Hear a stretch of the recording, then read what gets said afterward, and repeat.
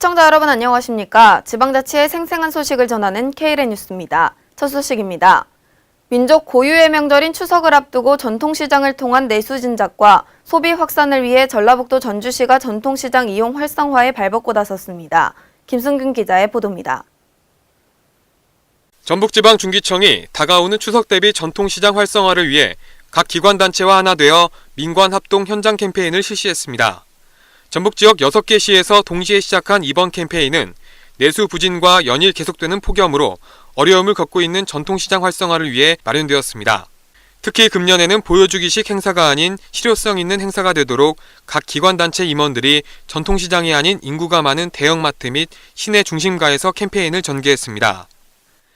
우리 침체되어 있는 전통시장과 우리 전라북도에 있는 기관장님들 그래서 같이 상생하면서 우리 전통시장 활성화와 발전을 위해서 이러한 모임 내지는 오늘 간담회를 하게 된 것을 참 고맙게 생각하고 좋은 정책이다 이렇게 생각을 합니다. 이날 캠페인 참가자들은 온누리 상품권과 홍보지를 나눠주며 전통시장에 대한 홍보에 적극 앞장섰습니다.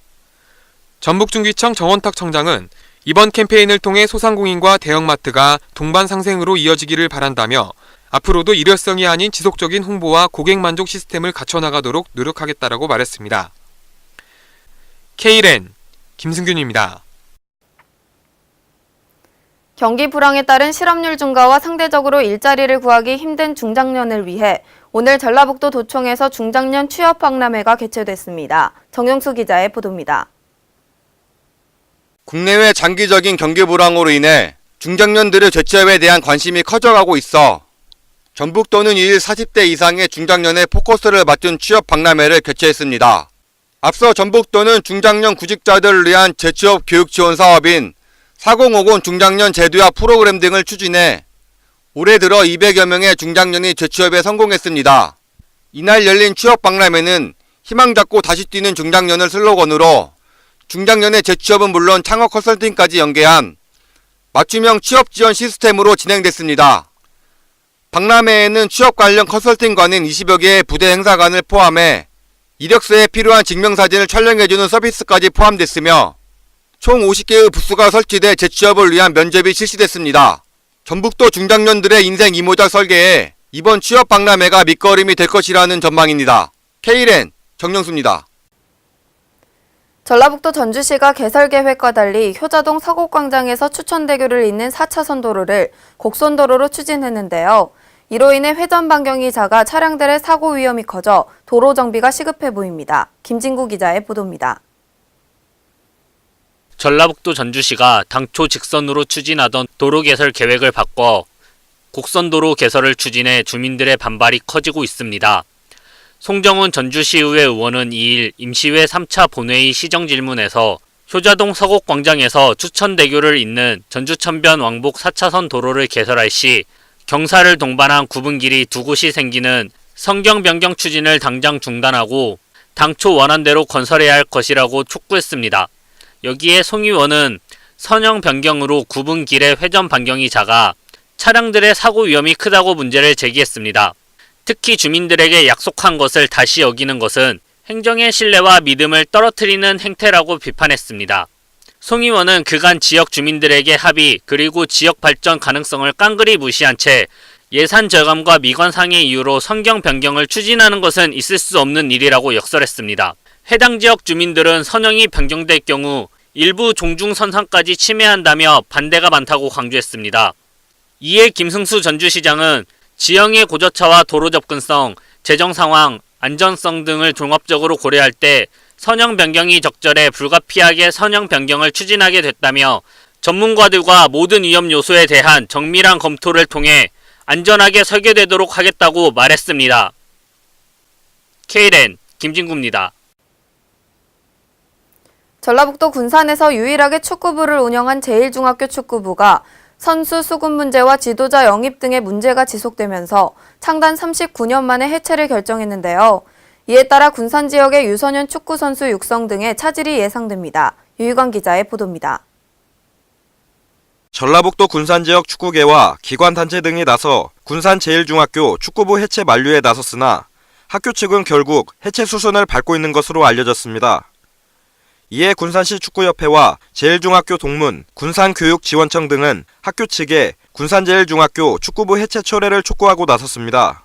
하지만 군산제일중학교는 이들의 대화 요구를 외면한 채 이달 말 KFA 주말리그를 끝으로 팀을 해체한다는 입장을 고수하고 있습니다. 이에 따라 39년의 역사와 전통을 이어왔던 전라북도 군산제일중학교 축구부는 창단 이후 축구 인재들을 다수 배출하면서 전북 엘리트 축구의 산실로 손꼽혀 왔지만 오는 9월 말 역사 속으로 사라지게 됐습니다. 학교 측은 그동안 군산 시내 초등학교에서 중학교로 진학하는 학생이 3명도 안 되는 등 선수 수급 문제를 비롯한 지도자 영입, 재정 문제가 수년간 지속되면서 어려움을 겪어왔습니다. 이 같은 열악한 상황 속에 학부모들의 원성은 날로 늘어갔고 적잖은 부담감을 느낀 학교법인 경암학원은 군산제일중학교의 팀 해체 수순을 밟기로 결정한 것으로 알려졌습니다. 특히 군산에서는 매년 금석배 전국학생축구대회가 열리고 있지만 군산제일중학교 축구팀이 해체되면서 정작 대회가 열리는 군산의 축구팀이 참가를 못하는 아이러니한 상황이 발생할 것으로 예상되면서 안타까움을 자아내고 있습니다.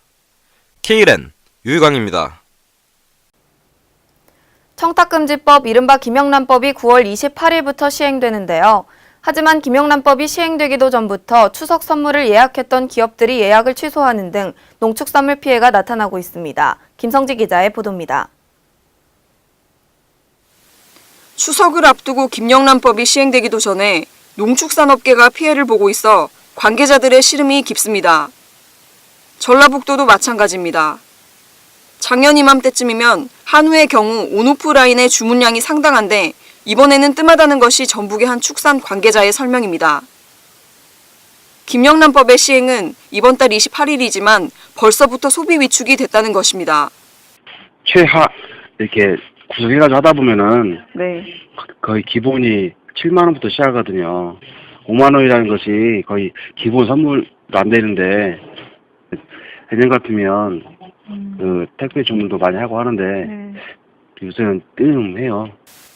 강원도의 경우 몇 달 전부터 추석 선물을 예약했던 기업들이 예약을 취소하는 바람에 농축산업계 피해가 속출하고 있으며 전남의 경우 대부분 10만 원을 훌쩍 넘는 굴비 선물 세트 상품 대신 4만 9천 원짜리 굴비 선물 세트 문의가 쇄도했다고 합니다. 기준에 맞는 수포장제 개발이라든가 한우 같은 경우는 40에서 45% 정도 되는데 그 유통 마진을 줄여서 직거래할 수 있는 그 방안으로 축산물 품질위생 센터를 완료되면 내년부터는 어느 정도 이렇게 가격을 저렴하게 소비자에게 직접 공급할 수 있도록 그런 체계를 구축하고 있습니다. 지방의 한 백화점 관계자는 아직 추석 선물을 찾는 발길이 뜸하지만 예전에 비해 5만 원 미만 선물 세트에 관한 문의가 훨씬 많아졌다고 말했습니다. KLN 김성지입니다. 전라북도 완주군의 광곡교는 평소 차량 통행량이 많은 곳인데요. 하지만 다리가 노후화돼 안전에 문제가 제기되었습니다. 이에 완주군은 지난 3월 재가설 공사에 들어갔지만 계속해서 완공 예정 시기가 미뤄지고 있습니다. 홍윤 기자의 보도입니다. 지난 3월부터 재가설에 들어간 전북 완주군 광곡교가 예정일인 6월을 넘겨 아직까지 완공되지 못하고 있어 주민들이 불편을 겪고 있습니다.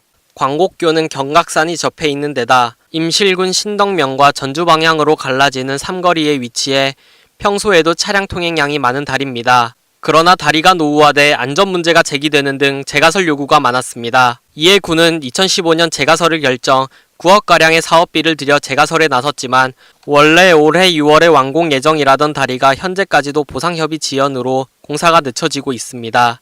군은 착공에 앞서 교량 붕괴에 대비 농로를 임시 포장해 우회로를 만들었지만 차량 통행이 불편하고 좁은 도로에 시내버스도 통행하고 있어 불편을 호소하고 있습니다. 완주군은 현재 보상협의 절차가 막바지 단계며 명절 전까지는 이를 마무리해 11월까지는 공사를 끝낸다는 계획입니다.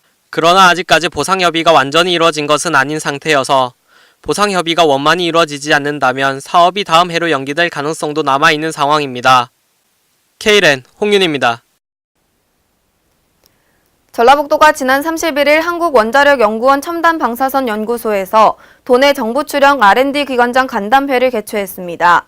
이번 간담회에서는 각 기관 2016년 주요 중점 사업 설명과 국가 예산 확보 및 신규 사업 발굴 등을 논의했습니다. 정영수 기자의 보도입니다. 지난달 31일 한국원자력연구원 첨단방사선연구소에서는 전북도와 도내 11개 정부 출연 R&D 기관이 국가 예산 확보 및 신규 사업 발굴 등을 위해 머리를 맞댔습니다. 이날 간담회에는 한국원자력연구원 첨단방사선연구소 윤지섭 소장과 연구개발특구 정북본부 박은일 본부장을 비롯한 11개 R&D 기관장이 참석해 도내 제조업체들이 고부가 가치 기업으로 성장할 수 있는 방안을 논의했습니다. 이에 참석자들은 도내 R&D 기관들의 활발한 연구 성과를 바탕으로 도 산업 구조를 고도화하기 위해 연구소 기업을 중심으로 공공기술의 사업화를 실현해야 한다고 뜻을 모았습니다. 간담회가 개최된 첨단방사선연구소의 방사선 비파괴 검사 기술은 화물의 개정 없이 내부 물질 영상 정보를 확인할 수 있는 컨테이너 검색기의 개발과 사업화를 가능케 해 공공기술 사업화의 좋은 선례로 소개됐습니다. 이 자리에서 송하진 전북도지사는 각 기관별 산업수요에 맞는 연구 개발과 이를 실현하기 위한 국가 예산의 확보를 동시에 이뤄야 한다고 강조했습니다. K랜 정용수입니다. 이상으로 K랜 뉴스를 마칩니다. 시청해주신 여러분 고맙습니다.